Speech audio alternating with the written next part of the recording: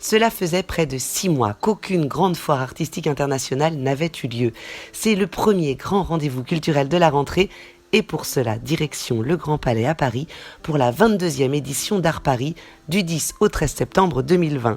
112 galeries de 15 pays sont ici réunies pour nous faire découvrir le meilleur de la création moderne et contemporaine sous les 13 000 mètres carrés de la plus grande verrière d'Europe. Et parmi elles, notre coup de cœur, la prestigieuse Opéra Galerie qui nous sort le grand jeu avec des pièces maîtresses dignes des plus beaux musées du monde. Sont donc convoqués ici Pierre Soulages, maître de l'Outre-Noir, qui fêtait ses 100 ans au Noël dernier avec des œuvres emblématiques faisant ressurgir la lumière de l'obscurité la plus profonde. Robert Combas aussi, avec ses saisissants portraits d'Omar Régnier, Niki de Saint-Phal et son I'm Upside Down, vert fluo qui nous donnerait presque le tournis. Hans Hartung, pionnier de l'abstraction lyrique avec ses projections spectaculaires sur toile. On pourra admirer les lignes indéterminées de Bernard Venet, des sculptures massives faites d'acier enroulé, un métal peu docile que l'artiste s'amuse à tenter de dompter pour éprouver nos limites. Zhao Wuqi, maître de la zénitude, est là aussi avec ses paysages dans lesquels on aime tant se perdre. Miro ou encore Karel Appel et ses œuvres acérées aux couleurs aussi lumineuses que ses peintures sont cruelles. Lui qui aimait nous rappeler que s'il peignait comme un barbare, c'était avant tout pour s'adapter à notre monde. Trône ici en majesté l'un des artistes phares évidemment de la galerie, Manolo Valdés et son bleu sans égal, dans des visages de verre, d'albâtre ou de bronze. Mais ce qui distingue l'Opéra Galerie, c'est aussi cet œil pour reconnaître les talents émergents et les propulser au devant de la scène internationale. Nous faisons donc connaissance avec Nick Gentry, jeune artiste qui ose substituer à la toile de vieilles disquettes des années 80 comme autant de souvenirs obsolètes d'une mémoire insondable.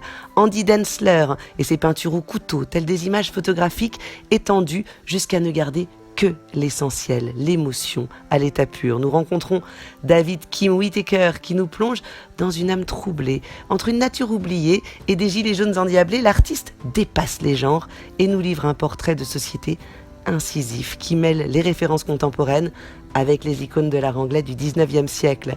Un autre paysage spirituel s'expose avec les peintures troublantes de Brasilier qui marient remarquablement une géométrie implacable à une émotion à fleur de peau dans une forêt fantasmée.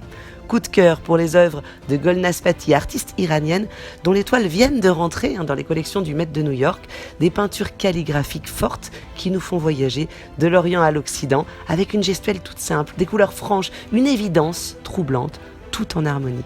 Harmonie aussi avec cette artiste coréenne dont il faudra retenir le nom, Jae-ko, qui réalise des sculptures de papier comme il n'en existe nulle part dans le monde. Observez un peu cette finesse, une superposition presque infinie de délicates feuilles baignées de pigments jusqu'à nous donner l'impression d'un velours. Ou Dutch Igloo, deux artistes à l'univers végétal surréaliste captivant. Approchez-vous de ce vivarium florissant et laissez-vous surprendre, tel Narcisse, par ce trouble reflet de la nature environnante qui se mêle au nôtre dans une nature morte, nouvelle génération éminemment poétique. Nous pénétrons dans une forêt où les bonsaïs règnent en maître, peu importe leur taille, tout est possible.